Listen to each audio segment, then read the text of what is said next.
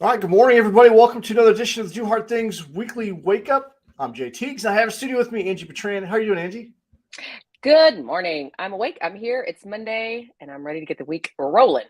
This is an awesome week. It's Thanksgiving week. It is. There's a lot to be thankful for. Yes, absolutely. I Mhm. love this week. It's just a time of just slowing down and eating lots of food and just connecting with friends and family. So, really Yeah. thinking about gratitude this week. Also, I like your shirt. We did Hey, not thanks. plan this, but we have the same shirt. This is the Do Hard Things 9/11 Run shirt. Yeah. So you participate in that. You got this awesome shirt, Heck and yeah. so I thought that was funny. With all the shirts that we have. But today I want to talk about overcoming fear and everyday courage. Now, oftentimes we've had shows where we or conversations here on the podcast. We talk about like taking big, bold action, like jumping from a plane or doing like hmm really epic things, and that's one form of courage. But sometimes we just need to have courage in our everyday life. Yeah. Like maybe like have you ever found yourself like procrastinating toward a deadline, something that you know you need to get done, but you wait till the last minute? Yeah. Yeah. Yeah, that's usually because we fear taking on the pain of whatever that thing is. Like oftentimes you just gotta get started. Maybe hmm have you ever found yourself having a hard time telling someone no, no, thank you, only to find yourself like obligated to do something, and it's actually time to do the thing. You're like, man, why did I say yes to this? It's like, Yes. oh, if I only had the Yes. courage to say no. Yeah. hmm Yep. It Also think happens. about also think about like you ever wanted this is we're both married now, but like back when we were dating, have you ever found yourself like wanting to ask someone out or get into the dating pool and be like, oh, I don't know if they're going to reject me, so hmm I don't ask the person out? Uh, all of those things are like the everyday courage. Like if I just had a little bit more courage, it could really the outcome could be a little bit different for you. Um, so, another situation is like if I'm at work or maybe I'm on a team project, like you may not want to step up or say something. Maybe I always found myself like in school, like not wanting to raise my hand because what if I ask the stupid question, right? So I don't ask anything. Yeah. Yeah. That type of stuff is what I want to talk about today. So what do you think about that? Yeah. Oh man. So I could talk a lot about everyday courage. I feel like a lot of times people don't go to the gym Mm, because they for lack of because they feel like they're going to be judged, right? And they don't have the yeah, courage to take that step to go in there and to be like, "F what you think. Who cares what you think? I'm doing this for me. I'm here for me." Um, our friend Nadine, she comes to mind. Man, she's got so much courage. She was very vulnerable, and she shared that, and she shared on Facebook. She shared with the world, so that's why I'm sharing here. But she talked about running and how she felt people would look at her because she doesn't look like that uh, media centric what they brainwashed us to think that runners should look like, right? But she got out there and she did it.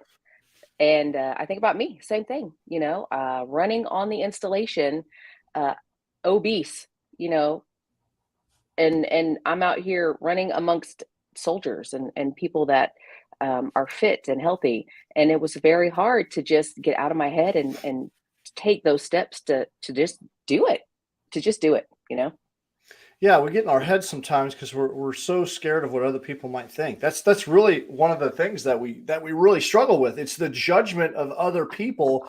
What are they going Yeah. to think of me? What are they going to say of me? And yeah, it's crippling to people, especially when it comes. I know so many people like, man, I want to get back into the gym, but they might watch me, so I don't go at all. What if I look silly? Mhm. So I'd just rather avoid it altogether. And what is that costing you when you do that? And Yeah. so that's tough for people. It's a legitimate concern, but hopefully today we can give you some tools and strategies to help you overcome that. Um, Yes. Describe a time, Angie, where you had to I don't know you had to really step up towards something and face something with some courage, take some bold action. Oh gosh, you're putting me on the I'm putting spot you right on the here. spot. Step up. Yeah, with myself. I mean, literally with myself, I had to step up and step out and step outside. And people ask me all the time, how did you start running?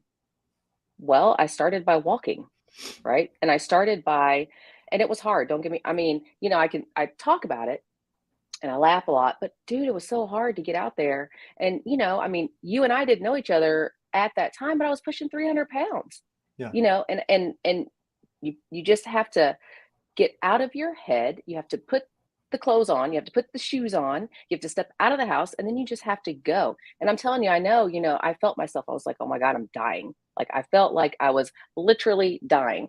I would be, I felt like I was running. I was probably walking super fast. I would get passed by other people who were definitely running. Um, but I kept going. I kept, I just didn't even, I just had to keep thinking. And that's why this brand Do Hard Things speaks to me so much, is because in my brain, in my mind, I just kept telling myself, you're doing hard effing things. You're just keep going, keep going, keep going, keep going. It doesn't matter what anybody thinks. It doesn't matter what anybody says. Just keep going, and you're going to thank yourself a year from now. So that's what I did. I stepped up, took bold action for myself.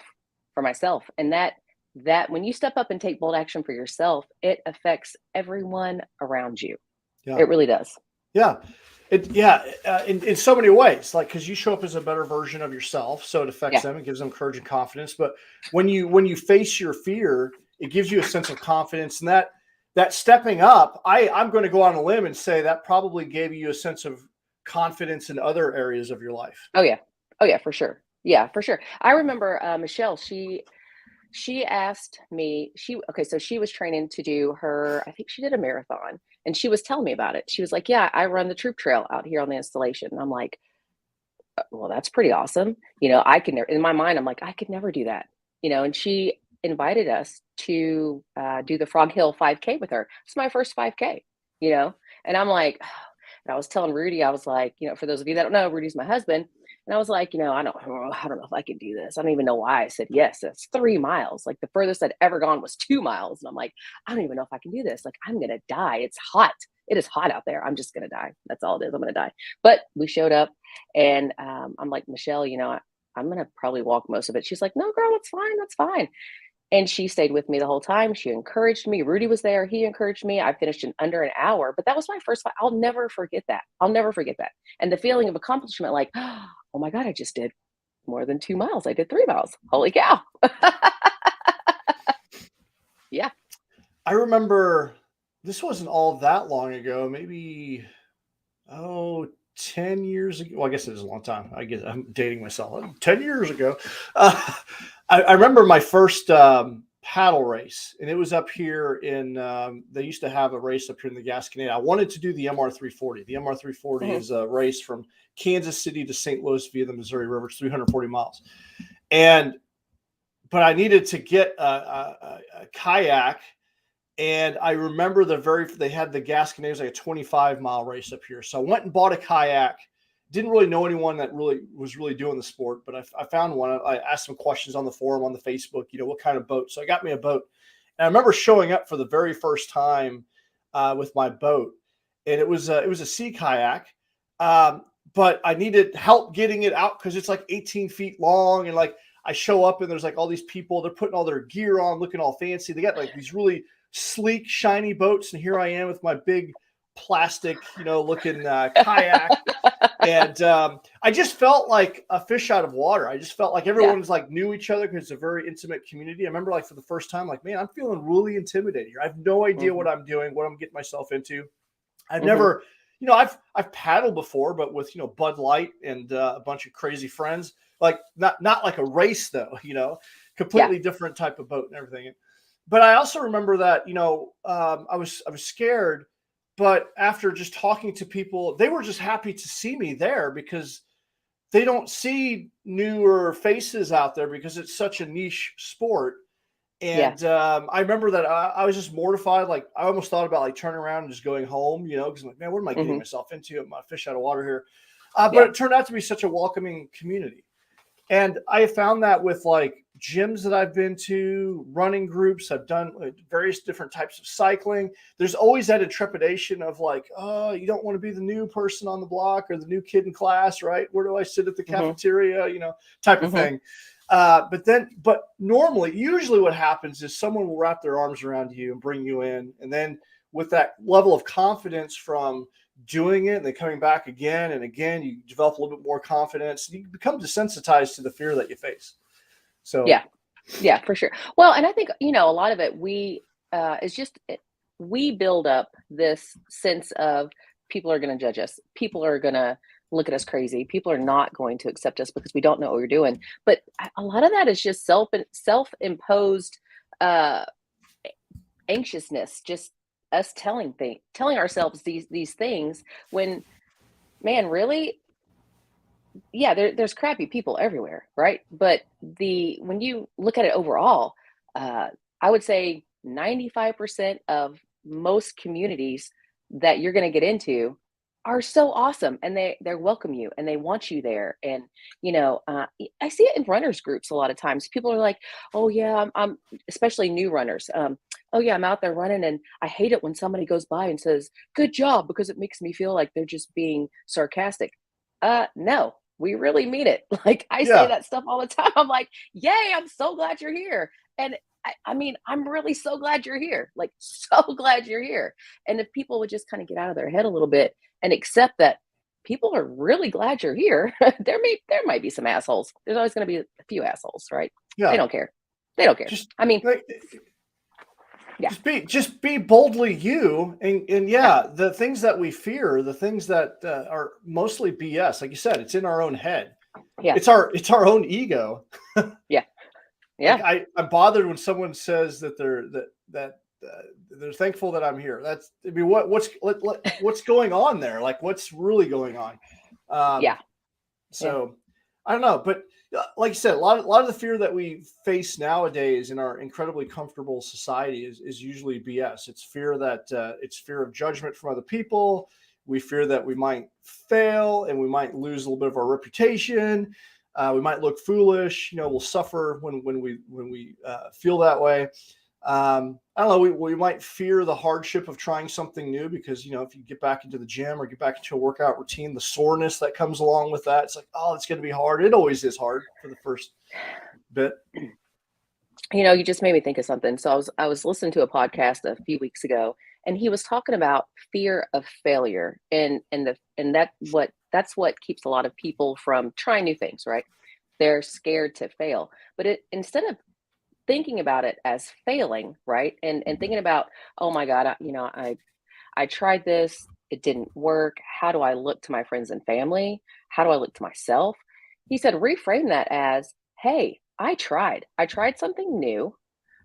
It didn't go as planned. Now I'm going to regroup and try again. And when you're talking to yourself about failure, reframe that. Instead of calling it failure, it's just a learning step, right? Yeah, It's just we don't wake up knowing everything, how to do everything perfectly. We have to try and fail. You're going to fail a million times before you get it right, right? So instead of it being this horrible negative thing, it's not failure. It's just a learning step, right? It's something that you got to get. Okay, it didn't work this way. I'm going to try something else. I'm going to try it this way now. yeah, Um, and that kind of made me go, you know what, you're right. Because there's many times I've done that to myself, like, oh my gosh, I did this and it didn't go right, and now I'm embarrassed. I don't want to do it again. And what if I fail again? So what? Like, that's what life is. It's about trying new things, not getting it right, but learning from it. So the next time, hey, now you've got more tools in your toolbox to try it a different way. absolutely. I think about love him or hate him, Elon Musk, and I think about, like, he's got this lofty goal of putting people on Mars. Right? It's Hmm. incredible. It's an incredible feat. Yeah. And they measure success through the failure of the rockets that they're projecting. He was recently asked about, how does it feel? You're raising all this money to, get these rockets into space, and what do you feel like when they explode? Well, actually, we're excited about the failure because that Mhm. means that we've learned something new that we can apply to the next rocket. And the more that we fail, the more that we've learned about our capabilities and our resources and technologies to get it Yeah. right. And Yeah. so I also think about Edison, right? it took him like, the story is that it took like 10,000 light bulbs before he finally got one to actually work, right? It was through the repetitive process of being told no, being rejected over and over and over again. And anyone that has done something significant in their life has faced some form of failure. So I think we can be kind of harsh on ourselves. But through that failure, you learn. You learn a lot about yourself. You learn a lot about processes. And then what happens if you do win? Yeah. Yay, we're there. Yeah, and absolutely. then we just keep perfecting it. You know what I mean? Like, absolutely. Yeah. I remember the first time that launching this podcast, the first couple episodes, like, oh man, I have no idea what I'm doing here. I'm going to sound like an idiot. Maybe I just do sound like an idiot, but I just have become like, I just don't care what people think. I'm going to do it anyway. Yeah. And because it brings me joy. I generally love these conversations. It's incredibly selfish. It's just a bonus that people actually listen. So it's, but I had to get out of my own way and in my own head. Yeah. You were nervous the first time when I asked you to come on here, you were nervous, right? Yeah. I still am every single time, but I just do it, whatever. But you just do it anyway. And why is that? Let's dissect that for a second. Why? So you're still nervous. I get nervous too every time I'm like, hey, we're going to hit play. But I think when we talk about high performance, it's like, it's not paralyzing us. The fear is still there, but we're not allowing it to paralyze us. And so what is it that enables you to overcome your fear? Just knowing the more I do something, the better I'm going to get at it. I mean, what is this? The fourth time I've been on the show? Fourth, yeah. Yeah. I could sound like a complete babbling buffoon. Who knows? I mean, who knows? You sound great, by the way. Yeah, you sound amazing. I don't think I do, but yeah. But the more I do things, I know the more I do it, the better I get, the more comfortable I get, the more confident I get, and the more at ease I feel. And so it's with everything in life that I do. The more I do it, repetition, doing it over and over, builds confidence. I learn, hey, let me double check and make sure that drawer is not sticking out, because I don't like things looking cluttered in the background in the event someone tunes in and watches this. You know what I mean? But it's just little things you learn. It's just like with photography. I look back and I know that when I look back 10 years ago, my work was kind of crap. Like, I can see that. And I can see how I progressed. And I remember being so anxious, going to new situations. And I still am. I get very like, okay, I have to take a deep breath. I have to calm myself down. And then I have to work through the process. And then I have to try the things. Okay, let me try this setting. Let me try that setting. Let me see how this looks. And it's either going to come out really great or it's not. But at least I take notes. I learn from what I do. And the next time I go into that situation, I have the tools that I need to get better.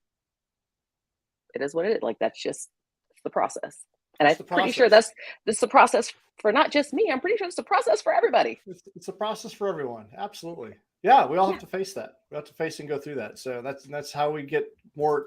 There's that confidence loop. Like, the more confident you gain in something, the more competent you learn something, the more confidence that you'll gain. It doesn't mean that the fear is not there, but it does desensitize you and keeps you from being paralyzed. Yeah.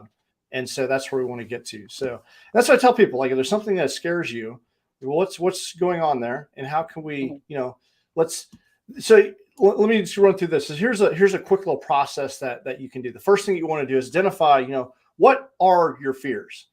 And there's really, 4 types of fear. It's the fear of pain. If I jump out of the plane, I might hit the ground, so there's pain. So think of something that you want to do, but there's pain associated. If I go to the gym, it's going to hurt because I have not been in a while. I want to avoid that. That sucks, right? I don't want to bungee jump, because what if the string breaks and I hit the ground? Whatever it is, there's physical pain. Then there's the pain of losing something. If I go to the gym, I may lose out on my personal time to watch Netflix, or my family time, or, maybe I will look silly, so I will lose some of my reputation, right? So there's the fear of losing something. Mm-hmm. Then there's the fear of process. If I take on this hardship and do this thing, there's a learning curve.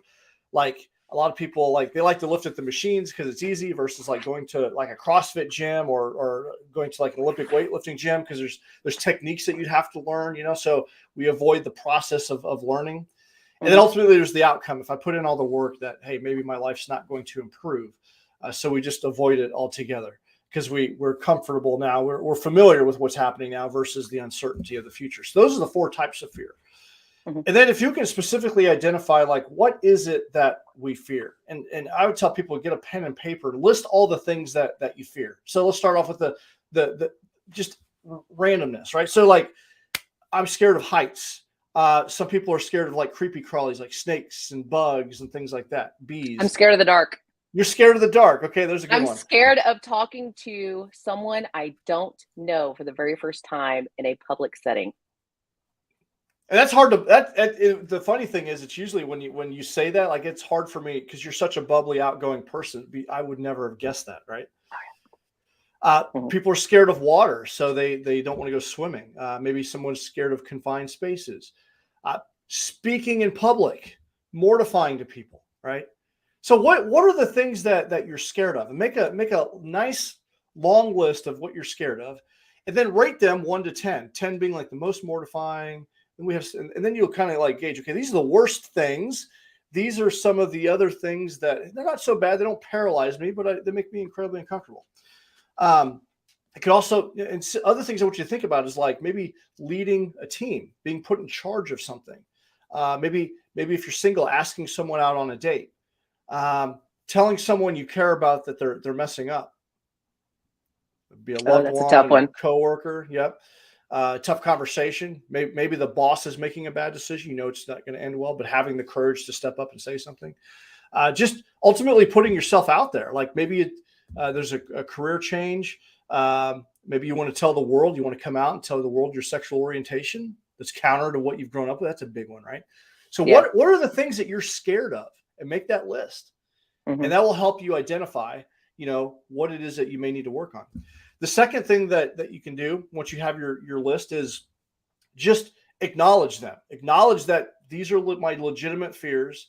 I think I mentioned it. Go ahead and score them, but score them on a scale of 1 to 10 and kind of rate them in order. And then the third thing is now you're going to have to find ways to gradually desensitize yourself. You need to work on that list and come in contact with the things that you fear. Educate yourself on the fear. So like, it could be something basic like, okay, I don't like snakes. I'm terrified of snakes. Well, not all snakes will bite you. That's true. So maybe you start to study snakes.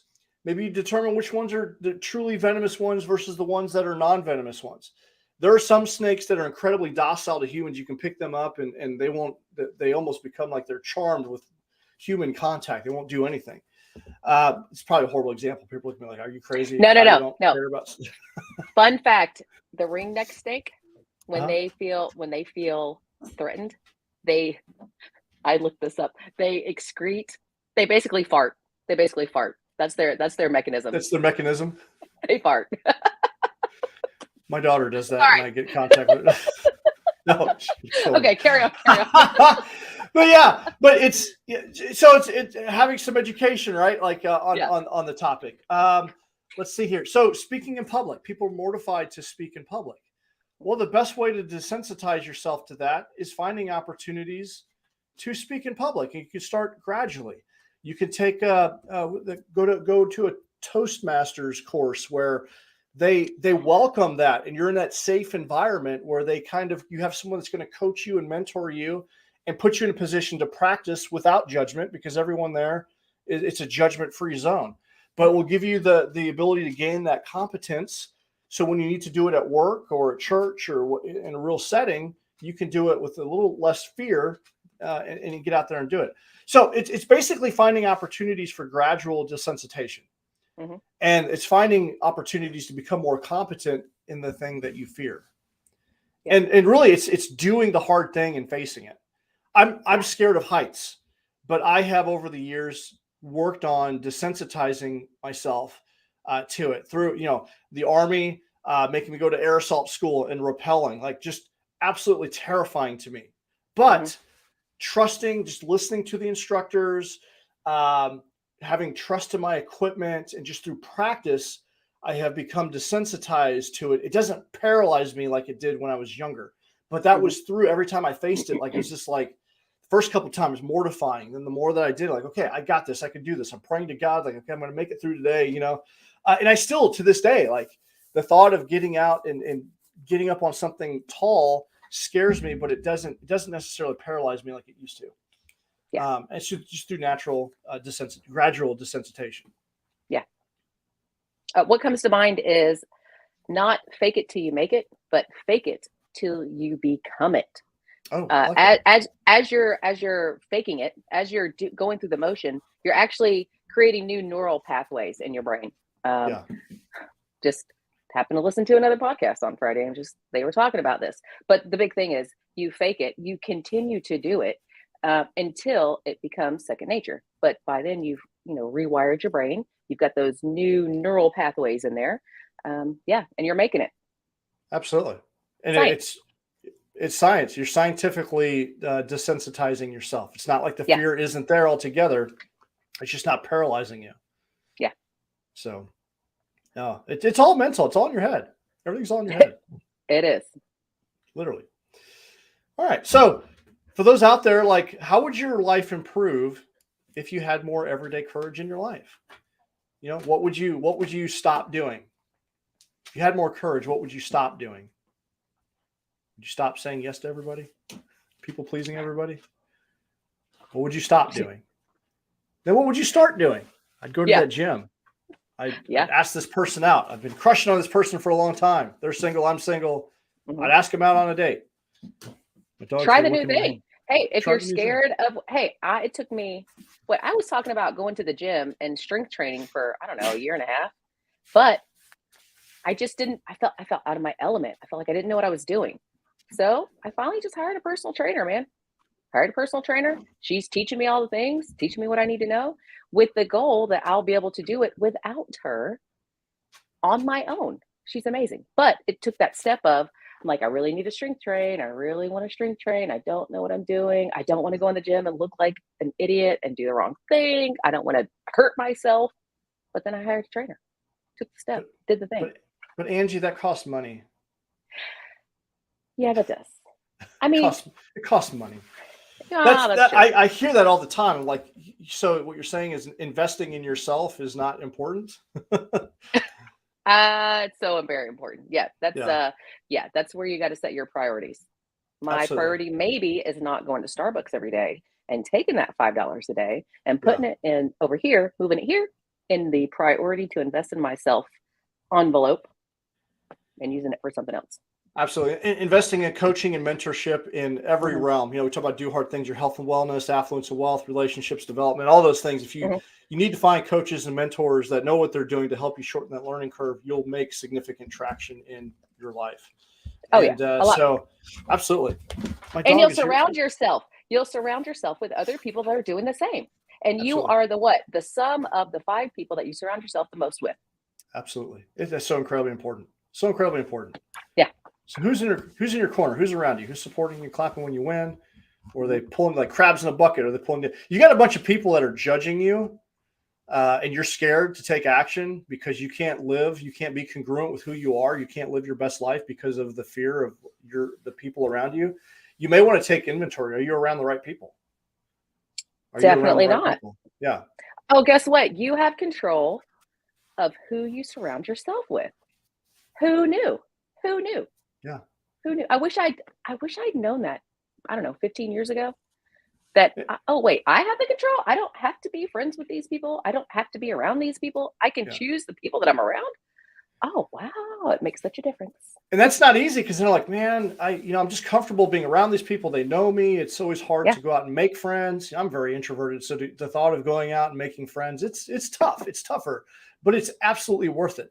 When I started changing who I hung out with, my life got significantly better because now I've got a bunch of people around me that clap when I win. It feels good. Yeah. But it's hard to make new friends, but it's worth it. Yeah. Hey, point yesterday, we were getting tattoos. Katie's on the table, bitching and moaning. Jenny's like, suck it up. Suck it up. You're fine. Yeah. Maybe that's the type of friend you need. Not the one that goes, it's okay. You don't have to do it. It's hard. You don't have to do hard things. Sometimes you need the people in your life that say, suck it up and just get it done, man. You'll Absolutely. be good. Absolutely. You'll be fine when it's over. Absolutely. Get people around you that are going to tell you to suck it up and do hard things. Absolutely. Your life will be infinitely better. So, Yes. well, for those that are out there, so think about courage. How could you be stepping up more in your life? Is there anyone in your life that you could be more honest with when it comes to your true feelings? If you had to have more courage in life right now, what would you start doing? What would you stop doing? And if you need help with that, if you're watching live, I'm actually teaching 2 workshops on the topic of courage this week. But it's one of the topics that we talk about in our mastermind group, the Forge, and helping people overcome fear and gaining more confidence. It's a pillar of high performance, and a lot of people they don't really look at how they can develop courage. It's just something I wake up today and am I courageous today to take it action or not? We don't really think about how do we develop it. But if you want to work on that, you want to improve on that, then let me know, because I've got some workshops specifically on the topic of courage, and that'll help you develop more confidence in yourself. It'll give you make you more decisive as a leader, so you can make decisions more clearly, and you'll gain the momentum in your life to really get that big breakthrough. So if you need help with that, definitely reach out. There's a couple of different methods to help you do that. So reach out to Jay. Reach out. Absolutely. Reach out to Jay. Get in that network of people where you're all doing the same thing, thinking about the same way, moving forward together. It's great. Yeah. Surround yourself with a tribe of people working together. That's what the Forge is all about. All right. So now, my favorite time of the week, we're going to do our weekly wake up. Drum roll. Oh, I didn't even tell you. Usually we kind of wrap beforehand, and I didn't tell you who it was this week. You're going to love this one. Oh, yeah. Look at this guy. Oh, this is Craig Horseman. And I'm incredibly proud of Craig. He just wrapped up his bachelor degree, and it took him the journey that he's been on to finish his degree with Park University has been a roller coaster ride. For those of you that have served in the military, trying to get your degree is incredibly challenging when you're trying to manage deployment, your requirements of the day-to-day job. You've PCS from one location to the next, like you move from you're assigned from one base to another. You may have to restart your degree program. I know it took me 10 years to complete my bachelor degree. It took Craig a while, and he's been pushing really hard to get it done. And he just graduated with his bachelor degree from Park University. And on top of that, Craig has been going through a series of challenges recently and facing a lot of hard things with courage. And so I just want to honor Craig.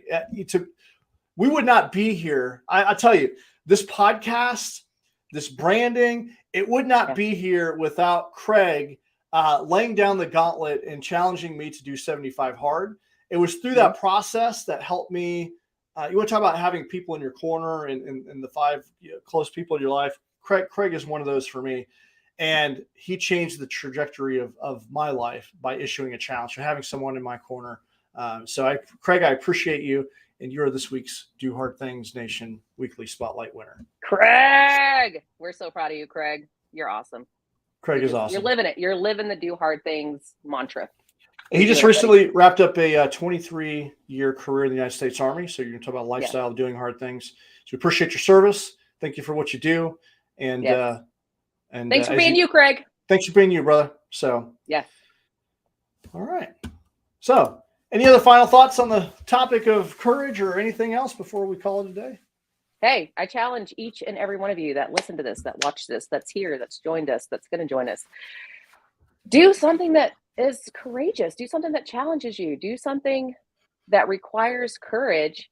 And guess what? That's going to make you smile. I always say, do something that makes you smile.